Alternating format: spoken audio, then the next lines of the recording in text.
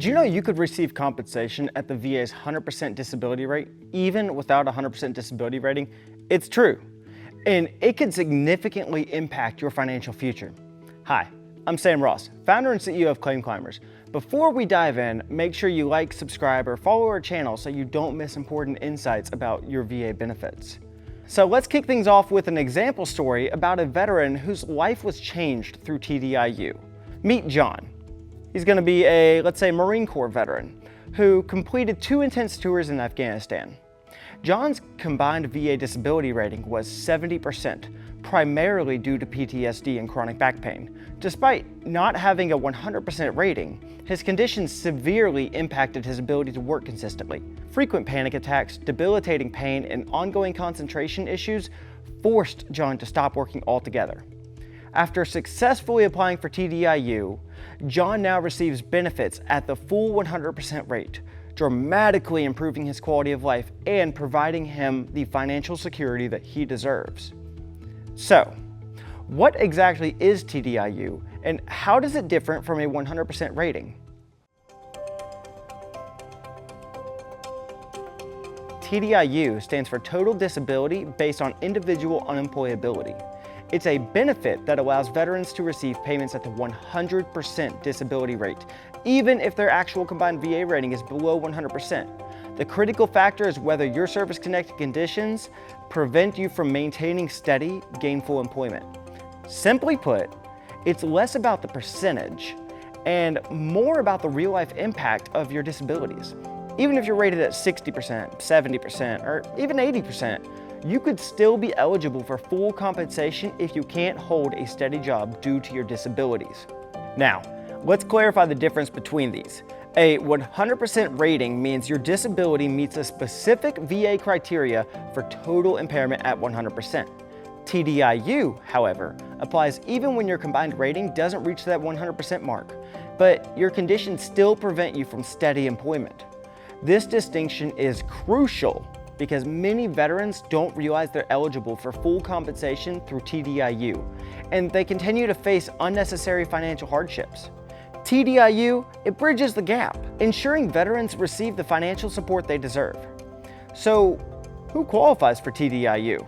There are 2 main pathways to eligibility. First, the schedular route. One service-connected condition rated at least 60% or a combined rating of 70% or more, with at least one condition rated at 40% or higher. Second, the extra schedular route. Even if your ratings do not meet this criteria, you can still qualify if your disability clearly prevents you from working. Extra schedular cases require special review by the VA, but remain entirely achievable if your evidence is strong. Speaking of evidence, let's review what you'll need to build a strong TDIU case. To secure TDIU, the VA needs to clearly see how your disabilities affect your employability. Strong evidence can include so many different things, such as medical documentation that details specific limitations, employment history highlighting why you've stopped working or your frequent times you've had to be off work, statements from former employers, especially if your disability was the reason you left, Social Security disability records, if applicable. Precise examples greatly enhance your case, such as PTSD impacting workplace interactions or physical conditions, limiting basic work functions. The more detailed your evidence, the stronger your claim. So, how do we file for TDIU? Let's walk through it. First, you're going to need to complete VA Form 218940, the application for increased compensation based on unemployability. This form collects information about your employment history, education, and disability impact. Includes supportive documents such as your explicit medical notes on employment limitations, vocational assessments, personal statements from individuals familiar with your daily challenges. If you're already in an ongoing claim, TDIU can be raised within that claim without filing separately. But if TDIU hasn't come up yet, filing that 218940 separately ensures clarity.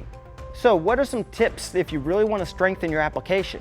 If you've been previously denied, but your condition has worsened or your employment situation changed, you should reapply.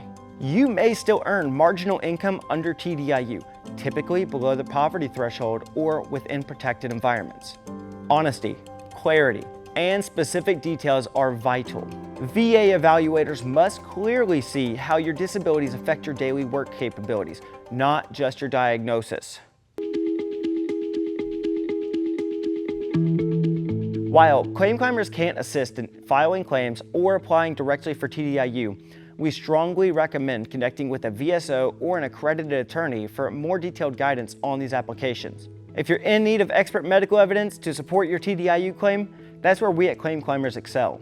Visit claimclimbers.com for help obtaining strong medical evidence. I'm Sam Ross, and remember, you earned your benefits through service. It's our privilege to help support your journey. On that note, I do want to let you know that you deserve this. If you are dealing with these conditions, this situation, there are programs for you. Reach out. You signed the line. You enlisted your service. It is time for you to get the benefits that you do deserve. As always, thank you for your service. I'll see you in the next episode.